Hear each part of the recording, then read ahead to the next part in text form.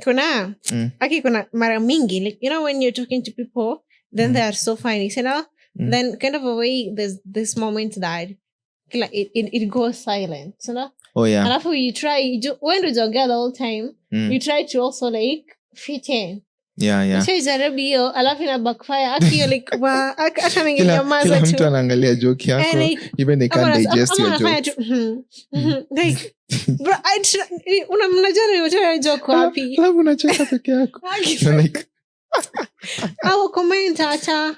But it happens most of the time. So maybe your joke just came from nowhere, you get, like hata iko under the courtesy of what you guys are talking about. Unaona? So for example, tunaongelea about like let me say people running in the dark. You get? Unaona? Nafikiria people running in the dark.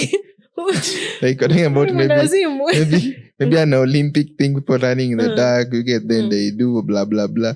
Alafu unaleta like, you guys, do you know like a cow? You get? Unakuja na like something so out of the topic. Yeah. So like it's so hard for, okay, it's a joke. It's funny to you yourself, but it will take a bit of time for other guys to relate on that joke. I don't think I always read the room. I know. I'm very sure naletanga joke close to whatever people are saying, but they never laugh. So huwa nyamazanga tu. But me, and you know, it's actually nini. See, you know, unafaa kuwa onongea. Like when people are doing something, you should also like be involved. You're in cutscenes, you know. Hey, that is how it's supposed to be. But sasa, they're making it hard for us introverts sometimes. But then I saw somewhere that introverts, if you are an introvert, you need to start like going out.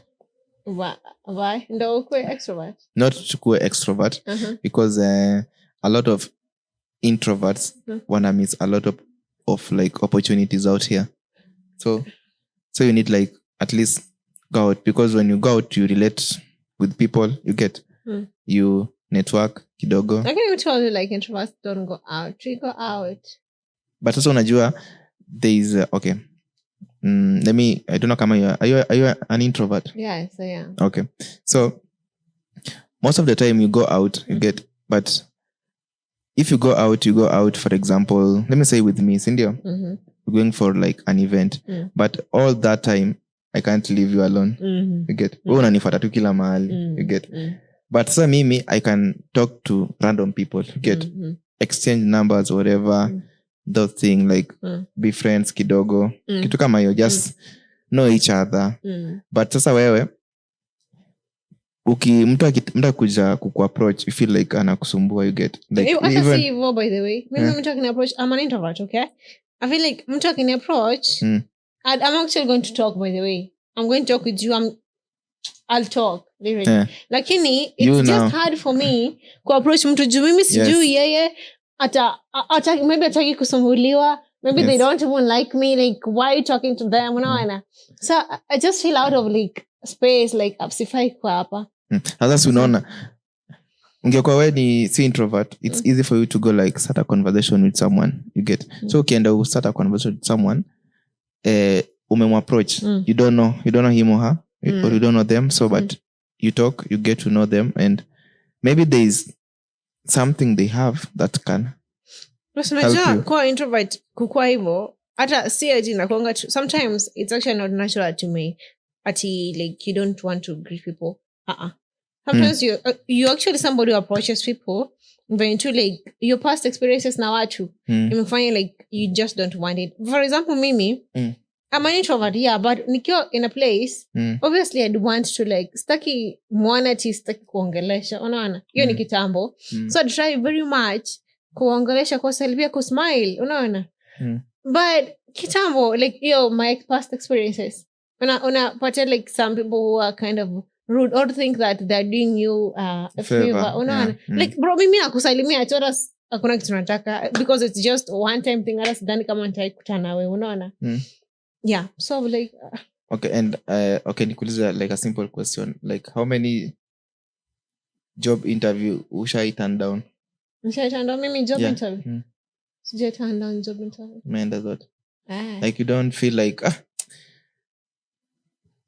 this job is so demanding. Acha mimi sitaki kuenda, you get. Sijaitwa job interviews mingi mimi. Yeah, but nimeenda just a few. Yeah.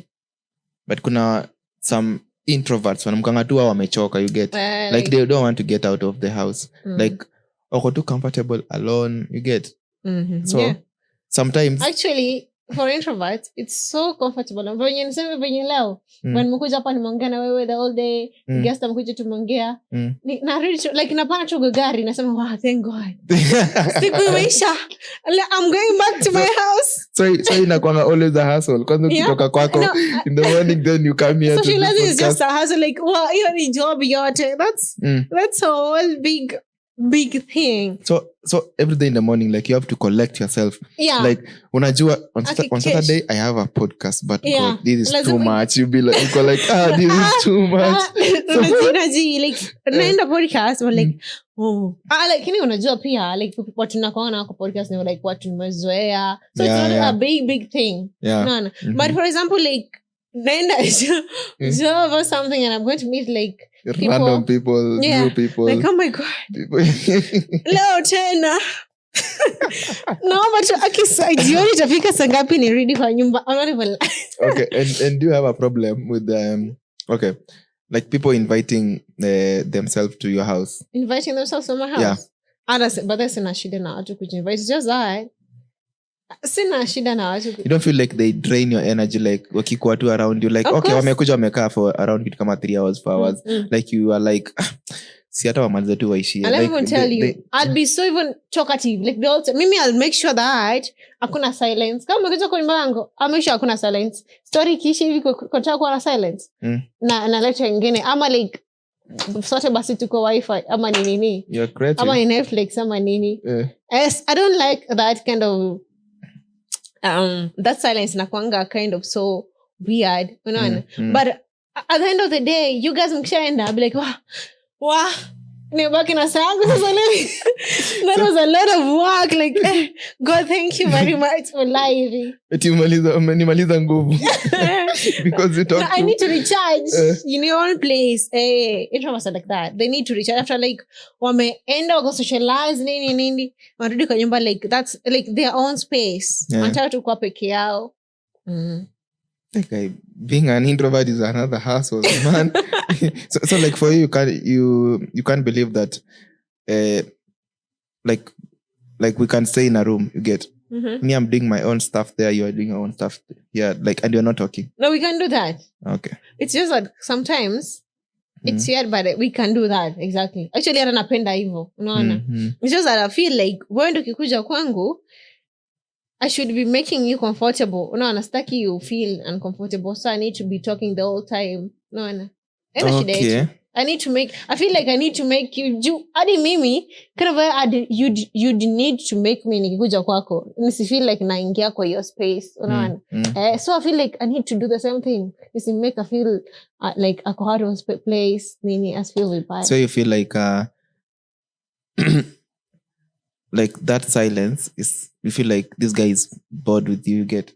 Ama ameboeka tu. Ameboeka na mbo. Imagine me, I can just stay. You can come, by the way, like me, I do my own stuff. You do your own stuff. Kila mtu afanye kitu zake, but okay, that's why I just answer you like vizuri tu. It's not like I'll show that. No, you can actually have that silence as long as you are comfortable. No, comfortable silence. Because I don't know, maybe you have a visitor na pia hataki kuongea. I'm to like kuchill tu. You don't need to talk. Chill, like you guys maybe. You just have some company. You just uko tu na mtu kwa hao. Yeah, but anyway. By the end of the day, after socializing, that was a lot of work. Wow, big shout out to all the introverts in the building. Anyway. And actually, watu huwa na nini was it mistaking ama nini? And like for an extrovert. Like huwa like when I meet people, when like they feel like niko na tabia mbaya. Nimenyamaza the whole time. Unaona? In spaces unafaa kuwa na socialize. unafaa kunasalimia watu, unafaa kufanya nini. Sasa mimi I'm just being an introvert, okay? Hata mimi mwenyewe sijui ati I'm doing that. Mtu vile nimejizoesha hivyo. Then mtu anafikiria like uko na tabia mbaya, like mbona unataka kusalimia watu, mbona unataka kuongelesha watu. No. Yeah. Wana misunderstand sana. So waelewe. Hao watu wanakuanga tu hivyo. Yeah, wengine tuko tu hivyo. Wewe nikaujipata. Sasa kuna saa ushaipata introvert mwenzako? Introvert mwenzangu. Introvert mwenzangu. Sijui kama beshangu ni introvert, but yeah, she's kind of an introvert. I don't know. You know, like if you have like I don't know, but I get that a lot. Two introverted friends. No. They don't normally meet. Like yes. Physically, they don't meet. But they are good friends. You get online.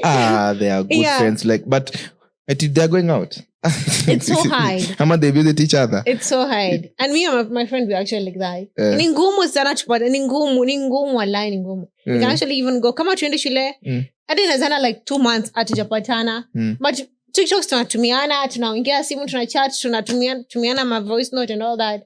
But to meet, no. Because nyinyi wote mnajonga like it's so tiresome. You get like nianze kutoka hapa hivi.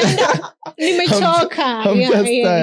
And hata kama like because we already know each other, like wewe ni introvert na mimi pia ni introvert. Nikienda hata kwake like tukunyamaziana, it's okay, it's comfortable. Like, juu tunajuana, unaona. 100%. Kwa introvert crazy. Anyway, coming up.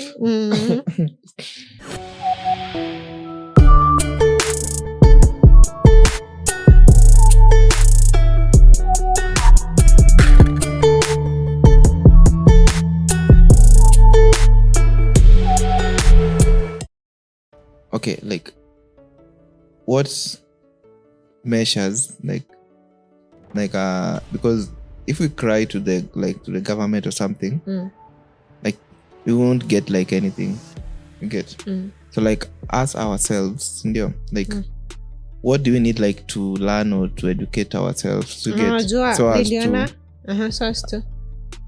to stop this. Niliona so as to curb, niliona juzi like our president, the other man, I don't know if is it a month ago, but like 100 million to curb femicide. How is it coming? Ama ilikuwa ya tear gas 100 million, ama ilikuwa kulipa polisi? No, literally, what is that 100 million doing actually? Mimi najiuliza tu. Because giving out money, sasa okay, umempatia hiyo do like okay, wenda wafanye nini? Like okay, to who? Alafu hiyo do wanafanya nini? No, that's the money that actually they should be giving to women up nje, the women that needs sanitary towels. Hizo pesa sasa like what hizo pesa wanatumia nini kwa nje? Because I believe like if wangekuwa okay, wangesema you are creating this budget, you get so that like we create a forum, you get like because it will be costly, that will educate we need to educate about like how to get away this prevent vitu kama hizo, gender based violence, easy family, watu wanapitia hapa nje a lot. So like no matter how the situation is, like suicide should not be an option. I mean like situation yake inaweza kuwa mbaya pia, but tafuta tu mtu wa kuongelesha. And but the situations are not that permanent, you get. Yes. So ni seasonal. So maybe wewe yako imekupata sahi, you get, but you don't know what's coming. With time actually. Utakuwa tu sawa. Things will be. There's no way, it's not permanent. So having this like to legalize like people selling, you get, or people consent, kusell body organs, either you mwenye unatembea saizi uuze kidney zako mbili, mkono sitaki, hii hati yako iko na 4 chambers, patiana, you get, ama before either a person dies, you get. So like unaweza consent like nikikufa mpeni macho yangu, like mtoe macho mpatie mtu mwenye hana macho, mpe hizi lungs, mtu lungs inakuwaga harvested, Yeah, I think so. Yeah, I think so. Me, I don't know. I think so. Liver, what you get. My bone marrow, mupeane, you get.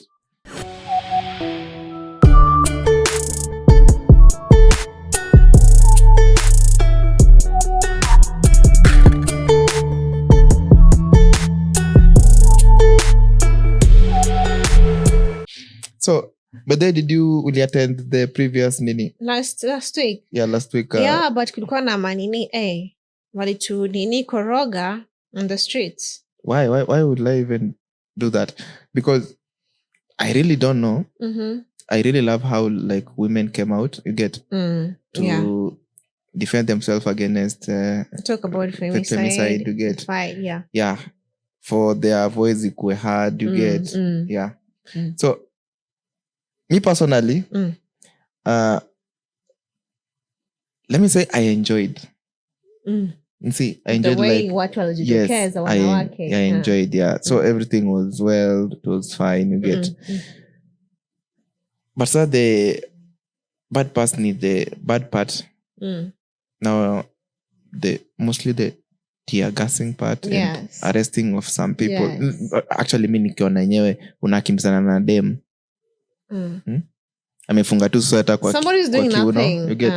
Ameshika placard yake na firimbi yake na anaongea like why will you like tear gas those? Unajua, I know this is going to come out very offensive, but unajua hii tabia ya polisi kuenda na kuwa polisi na the cut mark, you know, some things are just science. No. Mbona una nini mtu unataka mtu mwenye is actually harmless to no one actually. No. Mtu tu ako tu kwa streets anataka tu asikike, sauti yake sikike. Mbona unataka kumnini? Yeah.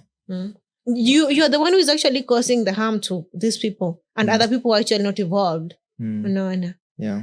I don't get it really. And theater wako wanajua it was announced like around a month ago. Like it has been everywhere. But I feel like these people, they actually just know that walikuwa najua it would actually come out the streets. You know, you can't actually confuse that. Ati useme ati tulikuwa nataka cause vurugu. And you know very well ilikuwa in social media tulikuwa nasema ni femicide. It's just a walk your women crying out femicide loud for their voices to be heard. Yeah. No, alafu mnakuja mnadhani ni much confused na nini. And what do you think, like because the cases zimekuwa so rampant, like okay, like what measures like because if we cry to the government or something, like we won't get like anything, you get. So like us ourselves, like what do we need like to learn or to educate ourselves to get so as to stop this? Niliona so as to curb, niliona juzi like our president the other month, I don't know if is it a month ago, until like 100 million to curb femicide. How is it coming? Ama ilikuwa ya tear gas 100 million, ama ilikuwa kulipa polisi? No, literally, what is that 100 million doing actually? Mimi najiuliza tu. Because giving out money, sasa okay, umempatia hiyo do like okay, wenda afanye nini? Like okay, to who? Alafu hiyo do wanafanya nini? That's the money that actually they should be giving to nini women hapa nje, the women that needs easy body sanitary towels. Yeah. Hizo pesa sasa, like what hizo pesa wanatumia nini kwenye? Because I believe like if wangekuwa okay, wangesema you are creating this budget, you get, so that like we create a forum, you get, like because it will be costly, that will educate we need to educate, yes, about like how to get away with this prevent vitu kama hizo, gender based violence, easy family, like how to curb violence, you get, those kind of things, not like to to give out money. Not hakuna like how they going to use it. Yeah, there is no any plan or something. And because okay, they gave that money to which group? Mimi niliona politicians wanawake hapo hivyo. Wanawake. So like walichukua like 10, 15 politicians women. Wakawapatia 100 million. Yes. Naona. Kila mtu chukua 10 yako. Fikiria kistofanya nayo. Mbona wangepatia like kuna this organization that fights for women rights, you get? Actually they need also financial help for them to run. Yes, you run those organizations. Yeah. So mbona wasiwape wao? Because ziko mob, sindio? Yeah. Ziko mob sana, like share that money to these so people, like those organizations they preach about your gender-based violence, you get? Yeah, how to curb these things, you wanna train people, you get? Yes. Educate them, counsel them, you get? Counseling, exactly. Yeah. Instead of giving where? You know, like I saw this nini NGO, nini organization in a create like facilities, provide facilities like they also actually suffer like is a gender-based violence. They can actually go there and it's for free. I live in a gava. On so like other organizations can even do better than your own organization, your own country. Yeah, imagine when they finances from their pockets, you get. But hey, na watu pia wana nini, wana what do you call it, wana toa donations. Yeah, donations. Yeah. But that donation could be, because let's say example, kuna how many organizations? Maybe let's say around kitu 10 or 10 organizations, like briefly 10, roughly 10. So like 100 million, you give each of them, you get like maybe 8 mic, then you reserve the rest maybe for in case of, you guess, maybe kama kuna something you need to fund about that thing, about GBV. Yeah, because it was specifically to end femicide, right? Yes. Yeah. So mungetenga hiyo ingine, like okay, wangepeana that kind of money to those organization, maybe pesa like 8 mic, then the rest 2 mic, or actually like local, this one in case something arises about GBV, it will cater for this. But anyway, we could never. And you guys, are you sure your pesa ilitoka? Because me, I'm not sure kama your pesa itaitoka. Ilikuwa tu maneno. You can't inapendanga show off. Hata si show off. Nitangaje. I don't know.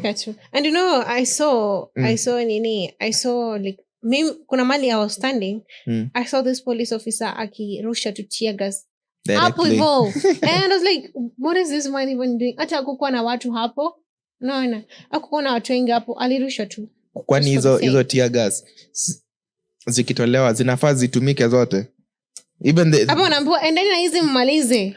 Make sure zimeisha, usirudi na zikitoka zimetoka. So kina nani ndio wabaya? Them they can't use their resources sparingly. And you know, I was asking myself, these women that were actually standing up even a president when he was actually trying to talk about that femicide, that a month ago. These politicians, like, wangekuja, they were not in the streets, sinda? Yeah. Wangekuwa kwa streets na sisi hiyo siku. Kungekuwa na hizo tear gases? Kungekuwa? Hata kungekuwa, ingekuwa very kidogo si venye ingehappen. Well, uko nyuma nye. Hata tu violence ingekuwa hivyo sana, unaona? Yeah. But there was no violence. There was no violence. Si hao mapolisi sasa. Okay. Asa ni mapolisi walikuja ku create violence. Yes. Big shout out. No, those are some of the reasons why we actually chose this women representative to go and represent us. Kusema vitu sisi tunapitia, kutu represent pale uko majuu. And when they're actually they're doing the opposite. They're not even trying to say what. They are bought. They're not representing us. Wewe unasema they were bought. They were bought. They were bought. Tujibu vizuri unasikilia hiyo wapi. Sasa if wewe mwenyewe you're a woman, you get. But you can't like push like women agenda. Yes. What are you doing there? Exactly. Unafanya nini huko juu? Because hiyo ndo maana ulichaguliwa, unaona? So mimi ndo ninasema like I know wamenunuliwa tu. Wamekuwa pocketed because what the fuck. But anyway, it's really crazy. Yeah, gender violence. Gender-based violence is bad. It's and also you should really fight hard. Aki, just hope next year. Aki, please. On ending femicide. I'm begging you guys. Maneno next year, sindo? Aki, I'm just tired. What I say next year? December tuwaki tumalize tu mwaka vizuri. You know, we started the year na hizo vitu. January. Na ujue hizo numbers, like the numbers right now, sijui ni 100 something, sindo? Hizo ni zenye tumeona kwa media. Yeah. Zingine, there are some that zina happen na are actually not shown out there to people. Hata atusikiange. Na ujue pia, this is not the first time ati sasa ni 2024, ndo nini femicide imeanzika. Ilikuwa tu just that media haikuwa inaikava sana. Unajua saa shida ni most of them zinajifichanga because people be like aibu. Maybe, I don't know, but especially unajua hizi femicide cases ni unabani like ni walikuwa na fight with the husbands, boyfriends, and most of the time I mean saa zingine which is not actually was supposed to happen, watu wanaogopanga na naibu akienda akisema uko nje ati anapigwa anaibika nana, which should not be the case. Unaona, you should actually come, ukipigwa ukifanywa anything, you should actually come out here and say what's happening. Actually you'll be help. Hakuna kitu kama aibu kuumia kwa relationship. Unaona, at the end of the day wanakusaidia na nini kwa hizo relationships? Unaona, what are they actually giving in those relationships or marriages which you can't actually get by yourself ama hapa nje peke yako? And this actually applies to both women and men. Unaona. Yeah, because actually I don't know, but sometimes I get it like to men ina end up kuwa mental problems. Wanaume. Like maybe you're going through something so much and you come and not all of them, like not for all the cases, but you end up like you can't control yourself or something, but you beat your wife, you can't. No, like okay, mental issues. So when you're having mental, unaekelea, oh my god, unaekelea bibi. Unasema unakuja unaenda kutolea siri zako kwa bibi. But that? What I'm trying to drive is because hata kama uko sawa ama hauko sawa sana, most of thing you do it's driven by your mentality pia, you get. So and mostly unapata hasira mingi. Na hasira, the only way you can curb it ni mentally, you get. So that you can at least like cool yourself down or something.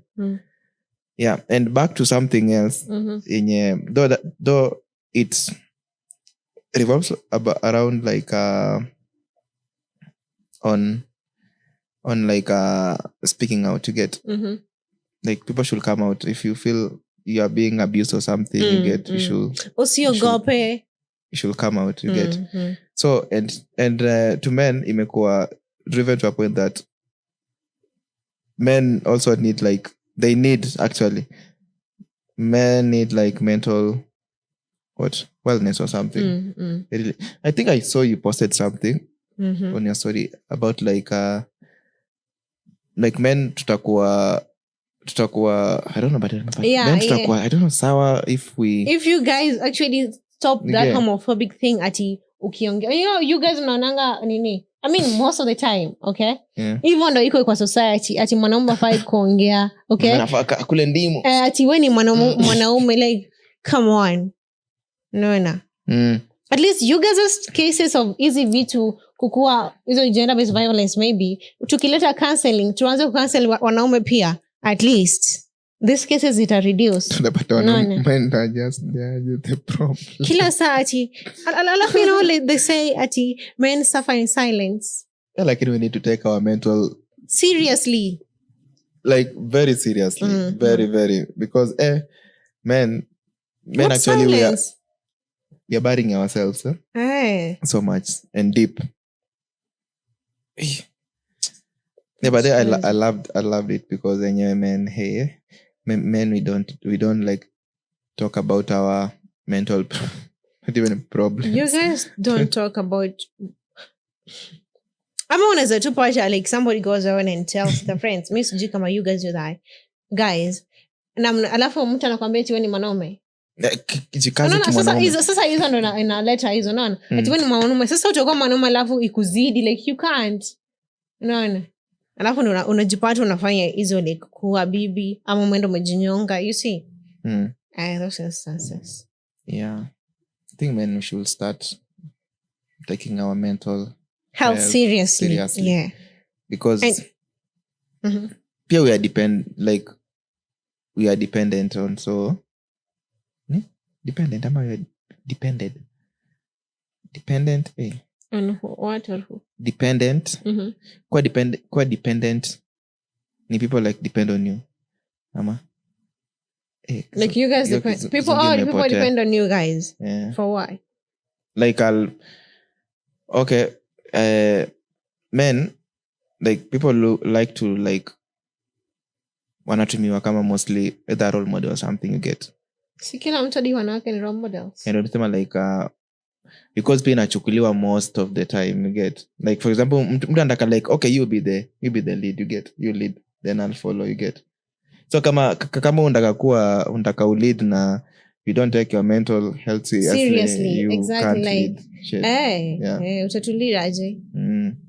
And that no matter women they will take and lead you vibaya sana. So anyway, I don't realize that women actually lead perfect in Jew. Sisi mental health yetu is so important to us. We talk to each other. You guys should also have those sessions. Sisi usitonange tu tunapiga udako tu hivi. But it's true. Let's talk about what you're going through. But it's true. Like ukiangalia ratio of men committing suicide to women, the number of men are so high. Iko juu sana than women. Because you guys mnajiambia wewe ni mwanaume. Come on. Yeah, it's like recently there's a guy, a student from Zitech University mwenye alicommit suicide. Yeah. Because I don't know, it's tough. Education is tough. Something problematic about his career. I don't know, at home. I just saw whatever. Something with the home. Yeah, actually. Is it like some guy was saying ati mambo amechoka kuona watoto wake kirudi fees shule nyumbani? Let me look it for it. Because I saw a certain story that the guy sijui kama it's actually the same story. The guy was saying ati yeye amechoka na kuona watoto wao wa high school wakirudi juu ya free home na kukaa tu. Na yeye pia anafaa kukua nini? Yeye pia anafaa kukua sijui campus or whatever. Na wazazi pia wana pesa saa hiyo. I don't know if it's the same story. I'm trying to look at it. Ilikuanga when? I don't know. Has it been a week? There's a Zitech University student. But how do you feel like when a sibling complain about other siblings? About what? Like how hard life it's not working well to them, like things are not working well. Like a sibling complaining to another? Yeah, and because mostly it's about like family background, you get. For example, like when you mesema like huyu alikuwa ana feel vibaya like wakirudi home. Yeah. So like nani anafaa feel vibaya? See, like the parent ama? The parent. I mean, your team not fact to feel bad because obviously like these kids should be in school. None. Yes. Maisha tu ndio imekuwa ngumu. That's why this is happening to them. None. Yeah, so it's I'd actually feel bad kama like mimi nishamaliza shule ama nishamaliza campus ama niko campus. Then my brothers and sisters, maybe niko na brothers wadogo sindo like wako home. Yeah. I'd feel so bad. Yeah. But I can't even explain it. I'd feel so bad. So I've got the post actually from NGC. Like a Zitech University student takes on life in Waitiaithia apartments in the but sasa wanasema like the problem is like let me read the article. Police are looking into the case of a 21-year-old Zitech student who took his own life in his apartment. The guy anaitwa Ryan Kitari, ndio. The body was discovered hanging on the wall of the upper floor in the morning of December 11th. In a suicide note, he expressed his distress over not being able to continue with teaching practices scheduled for January 2025. That's next year. So Ryan had shared a message on his Facebook page outlining his battles with financial difficulties, academic stress, and personal trauma. The note also revealed details about his upbringing, including being raised by a single mother, and the emotional impact of childhood abuse, which contributed to his current challenges. Okay. Like me, like I got like, I think 2 things from this scenario you get. One thing is, apparently the guy was going through a lot, you get. So, but that should be like a case that can at least like take one to make a step of committing suicide, you get. And because people are surviving out here with those certificates, you get. Ni ngumu. Yeah, ni ngumu. Unaniona hapa na smile bro. Narudi kwa nyumba nalia machozi yangu yote. I'm not even lying. People actually go through a lot. Yeah, people make like a very bright smile, every day, but when they go back to their houses or wherever they stay, yes. Bro, people are going through a lot. So like, no matter how the situation is, like suicide should not be an option. I mean, like, situation yake inaweza kuwa mbaya pia, but tafuta tu mtu wa kuongelesha. Yeah, and but the situations are not that permanent, you get. Yes. So ni seasonal. So maybe wewe yako imekupata saa, you get, but you don't know what's coming. With time, actually. Utakuwa tu sawa. Yes. Things will be. There's no way. It's not permanent. It's not permanent. Then another thing is, as much as people were criticizing the note, you get. I was like, people are criticizing the note. Yeah. Mbona sasa? People be like, oh, you're not the only person like that you don't need even to take your life. You get. So another thing is, this guy, I know, like, he's not the only person like who goes like through the same thing. You get. Kuna a lot of people, but pia kuna awareness. You get. Hii stuff may create, you get, like, okay, kuna wase inafaa tu ujua, like kuna pia wase they go through the same thing, you get, but they are trying to live. They are trying to survive. You get. So and as I like, we've got mimi, but there very many times that I've had actually mental problems and all that. Iliisha within like niko na shida, but inaisha within hata like sija realize iliisha sangapi ama nilipitia hiyo shida sangapi. Unaona? Within a minute. Yeah. Unaona? And me nikiona ninakaribia hapo, honestly, I feel like okay, things zinaanza kufall apart, you get. Like hadi umeanza kufeel kuwe suicidal, you get. Honestly, mimi nitajiangalia hivi kwa kioo, nijiambie shida ni nini sana. Shida ni nini? Shida ni pesa. But nimetry like all the means, you get, of getting money imekataa, that actually nani pushed for me to commit suicide. It's a crazy thought. Nijiambia, oh man, fuck, I have 2 kidneys. Let me take off. I'll survive. God, my parents, I'm sorry. Moja tu. Nichukue tu kidney yangu moja. At least nita survive, get. Sita dead. But me, I'm not saying that when you feel like you are suicidal, go sell your body. You kidney. No, sijafika hapo. I'm not yet there. So, like, maybe actually, me neither. If like you feel that shame, you get what, and you want to get over it. Actually, hakuna jani dead. Nikitoa kidney moja, naweza survive, you get. Even for the longest time. Maybe kama naweza shorten my life, haitakuwa less than 30 years, you get. Yes. So let me live that 30 years with 1 kidney, you get. Yeah, talking about some body organs. I think like the government wamesend a note like a couple of weeks ago, sindio? Like about I think new prices of ama kumake selling of body organs legal. Ilikuwa parliament, okay? Wacha nitafute ukiongea. Hey, they were kind of like I saw it on the newspaper. And I was like, isn't it just sometimes by there you see some things on the newspaper or in the news and you just lose interest, like is this sani gani shwali unaona. Niliona kwa newspaper and I was like, is the government is trying to like it's legalize or make it to sell like body organs unaona.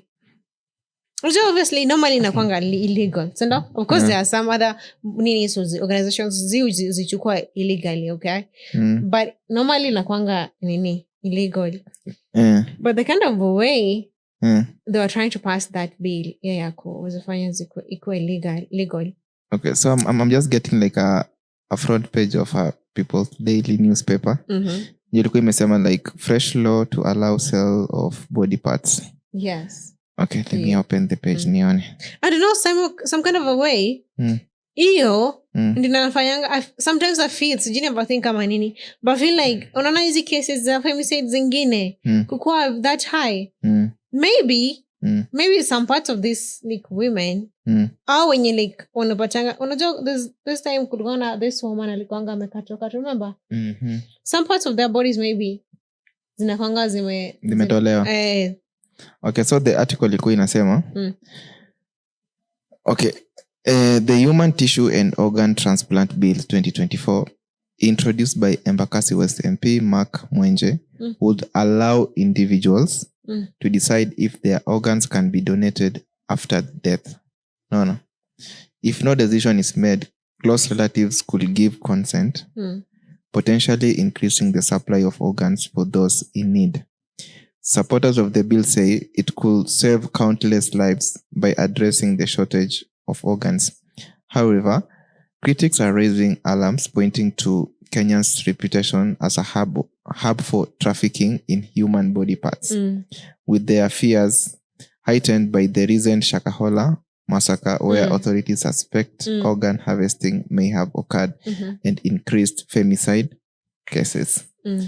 Yeah, so having this like to legalize like people selling or people consent kusell body organs, either you mwenye unatembea saizi uuze kidney zako mbili, mkono sitaki, hii hati yako iko na 4 chambers, patiana, you get. Ama before either a person dies, you get. So like unaweza consent, like nikikufa mpeni macho yangu, like mtoe macho mpetie mtu mwenye hana macho, mpe hizi lungs lungs inakuwaga harvested. I think so. I think so. Me, I don't know. I liver, what you get. My bone marrow mpeane, you get. So people are claiming, like actually me myself could legalize this bill. No. It will be easy, you get. Okay, because I know like people won't sell their organs easily, you get. Unless what I know, like people don't like to sell their organs randomly. They prefer donating to a donor, visible donor, you get. Kama ushakufa hata kama hujakufa, kama tuko hai, like kuna msee anataka donor, unaona, so anataka ndafuta match, then you end up being a match. That's when like mtu anaanza auzi but ana donate out of goodwill. But sasa hii nye wanasema wapitishe ikiwa illegal. Unajua illegal, alafu before death watu wanaenda kuchinjwa, bro. Yes, itakuwa so rampant, like watu watakuwa nakufa tu. Vifo zitakuwa zina increase. Hata sasa itakuwa femicide pekee. Kidnapping hapa na pale, watoto wanapotea, watu wanauliwa, hakuna kukaa nje usiku wa past 9, vitu kama hizo. Because the consent is a document, you get. I can forge a consent document, even to people, even computer security rahisi. Na mimi ni pale nina harvest, you get. But I don't know, in Kenya if we have organ banks mi sijui kama tuko nazo, but anyway. But mi ingekuwa hivi, hii story ya kuinclude like before death, you get, though it's worrying me. Ingekuwa like an individual can decide on their own like si ati niko na dedi. Magi wakileta hiyo story na kudedi, hiyo sio wanataka kuua watu ama already wameua watu, they are finding a way of making those organs legally. Yes. Zipate market like legally. So and who would even actually come up with such kind of a mission? Me, I don't know, but wanaganga in a beta mode, like it's an external test to see how we will receive this. You get. So tunapimwa kwanza kidogo akiona tumetulia, then now wanaipitisha tu. Like what? But for me that bill, okay, so if it like people 25 tutachinja huku nje like 24 2.0. Watu tutakuwa tunazikwanga huku nje bila heart. Wengine wanapotea tu. Watu wanapotea tu. Hata unajua itakuwaga even eti for inipangaje? Itakuwanga eti like you see like wewe mwenyewe umeamua like to donate. You are sick in the hospital. Wanajua msee anaenda kudedi. Wanachukua tu before udedi. Ama una dedi yo 1 minute. Nyuma nadhani mtu wenu wako sawa, kumbe mtu wenu alienda bila. No, most families sometimes see autopsy sina mtu uchajiwa. And expensive. Most families hawazi afford hiyo. Sasa they actually just think Pauline amekufa tu na cancer. Kwa Pauline alikuwa anaweza tibiwa hiyo kansa yake, akipitia chemotherapy and all that. But sasa tu watu huko tu wasi kama wamtolee tu liver yake. Alafu mimi feeling yenye wanabiga mtu you have 30 days to live, wanakwanga wametoa kitu. Wanajua you can only survive like 3 months. Come on. Yeah, so like wanajua huyu ni patient wa cancer and wameshazoeanga like sisi tunawapatianga death throw. Yeah, wase tunajua like tutakupatia like 90 days for you to live. Asa tunatoa an organ in your body that we know you can't survive past 3 months. You get. So within 3 months your body itakuwa it's dying, it's shutting down. You get. So wanakurudisha home wakijua, wanakuambia like we can't treat you any further. We just go live the shortest life you're gonna live with your family. Yes. Alafu msana ana dead within 2 days. 2 days. You get. Kwenda family. Amekuja tu home ana dead within 2 days. So maybe you have even 60 days to live. Wameanza kunipatia some weird thoughts now, like they usually take something because come on. For real. Like they usually take something. Wananingi wezifanya hizo vitu. Bro, sisi naibwa. You don't need to authorize something. Kwanza mostly to cancer patients. Bro, asinikuja mimi sina lawyer. Lakini I just feel something it's not always right on body organs. So your motion to usipitishwe. Yeah, usipitishwe. So ugly next year. Yeah. Wakipitisha hivi, those cases zita rise, kidnapping ita rise, those weird fires zita rise, femicide it will zile rise. Mass grave tutazibaa tu of your yeah, like it will be messy. Yeah.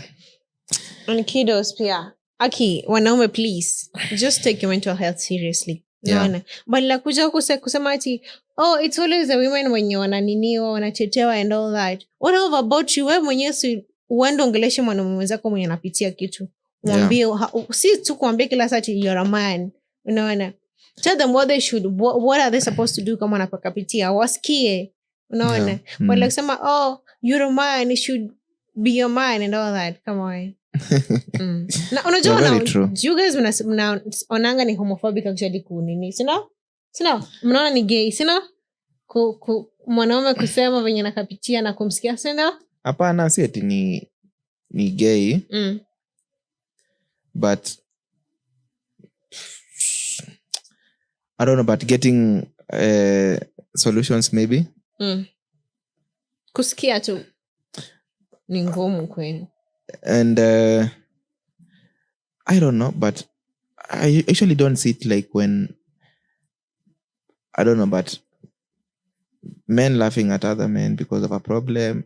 They do that? No. I haven't experienced that, but unajua some point inakwanga I think is the reception inakwanga it's not bad, you get. But sasa venye utaachwa you get, maybe unaweza pata solution ama msee akwambia tu don't worry man, you'll get through this, you get. It usually happens, you get. Don't worry, but it doesn't happen to everybody, you get. So even if it happens, not every person like can get away through it, you get. Some people maybe need help, people need advice, you get. Even a man to man, you get. Yes, that is so just find somebody to talk to. Yeah, it helps. It helps. But even talking to someone inakunguzia a certain kauzito about a situation, like yes, I know it sana. Unafeel kwa relief kidogo. Unajua me sometimes kuna vitu naongeanga na my friend and we actually laugh at them. Imagine unakapitia, lakini ukishamwambia kitu unapitia unapata hype pia nakapitia and like you guys laugh it hata wewe like wallahi hivi imagine. Sometimes you actually realize kumbe kuna kukapitia hiyo and you guys actually end up having a solution to it. Ama kama alipitia kitambo, she tell you what she did or he'll tell you what he did kusolve. Other than just sitting and kufikiria tu kamba kila saa. That guy kama jinyonga nje ya nyumba yake. That guy si nje, I think ndani. So sema kwa wall. But I don't know kama ni ndani ama ni nje, but alikuwa ameacha suicide note, so and that's bad. And can we touch on something about kidogo tu? What? Okay, it's not bad, something imekuwa ikitrend on social media. But see, I think this some Kenyans wanapenda gossip sana. But about this lady, Tonani, it's okay, but it imekuwa ikitrend. I don't know what your opinion or about it, but it was about the previous interview that Nani alifanya Mungai Eva alifanya. If you watched it, you've watched it. Like alifanya an interview with the bonfire people, Simon Kabu and something. Yeah, no, I saw the story. Yeah, I didn't follow up so much. So apparently, but according how I watched the short video, it was like actually how it was like as CCTV footage. Chana na hapo hivyo. So did ilikuwa an interview. I mentioned that too, but sasa alikuwa na interview.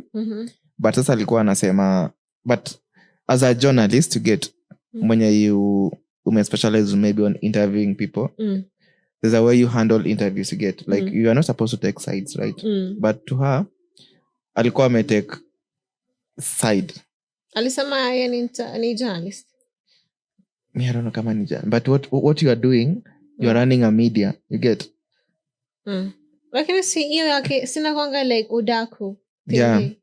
But sasa hata venye naitwa it's a media, like okay. Kuna tu etiquette that you need to, but hata kama ni udaku unafanya. So what did she do wrong? But when you interview someone, but you need to listen, like you're not supposed to take sides, you know. You can question, but not picking a side. You get. So watu walikuwaga waki, I really wish that ungekuwa umewatch that clip. Actually unge understand more of what I was trying to drive. As I do name. Okay, maybe I can play it. Sindio? Play it.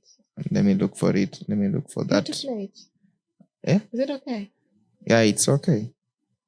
But for you to listen actually. Munga, is she a journalist? Alisema yeye ni journalist. Sijui kalimaliza kusoma. I also saw like some guy saying online actually, yes, a journalist.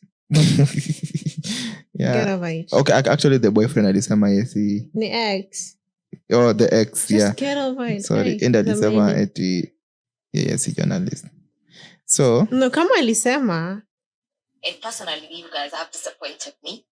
I wouldn't like to lie, and you've disappointed so many of us. But the interview is a bit long. And you're like, oh no, it's not Sarah and Simon. And even if it's Sarah and Simon, I wish you did it, in the closet. Like, why do we have to get to know all this about you guys? I don't want to discuss that issue because Sarah is a mother of my kids. So the fact that it has gone, I would not be the person who want to discuss it. How did such footages get online? Because as much as people were talking about it, they were like, it can only be you. Someone just any question. When that thing happened, that lady, the nanny went to the police station and akaandikisha. But how did she get the what is it called? The CCTV? Police, it was something under investigation. It's been 15 years, Simon, of business. And personally, you guys have disappointed me. I wouldn't like to lie. And you've disappointed so many of us. People have been talking about it. And you're like, it's not Sarah and Simon. And even if what about the drama? Simon, did we really have to see the drama? Honestly, Simon, you're actually almost the same age to my dad. And I felt... Yeah, I should be calling you dad. Actually, your first daughter is my age. So every time, don't call me Simon, call me dad. Okay, dad. It's quite shameful when I'm discussing this with you. And I would like to know, right now where we are, how do you feel about the whole situation? Because honestly, everyone is like, you guys were our mentor. What are you guys doing? No comment. I don't want to discuss. Do you feel like you can do better? I don't want to discuss that because I don't want to go online. Honestly, I don't want to see you online. No. What do you do? But you realize Nani Munga evening Mdako, and she's trying to get the juice. But from that Nani. Yes, but I feel like it's not. There's a way you can get the juice again, but. She was doing too much. Yeah, she was doing too much. Alafu alkonga so bitter, you get. Alafu okay, undafuta udaku, but she's bitter. I don't know. Like, yeah. Aje unatafuta udaku. I want you to go watch your interview, you get. Ndaka one body language, you get. Even how the words come out, because when you are, the first thing that you need, like to be a journalist, the first thing you need to know is how you take turns, you get. You let someone speak. Yeah. You don't need to. Yeah. You're literally in common sense. Yeah. So turn taking. Come on. Ajamaliza umemuza this swali. Ameanza kujibu. You like no, and anyway, but go watch it. Then utaniambia kwa DM. Sina nini mdaku kumai. She's just here to give you guys the juice. Mbona mnamwattack? Mbona mnamwattack mtu mdaku wenye analeta juice? This Kenyan industry is so funny. But anyway, so to home. Yeah, to home. Anyway, guys, it has been real. It has been nice. Mental health is important. Very Please, important. talk to each other. Please talk to each other. I'm begging you guys. And femicide.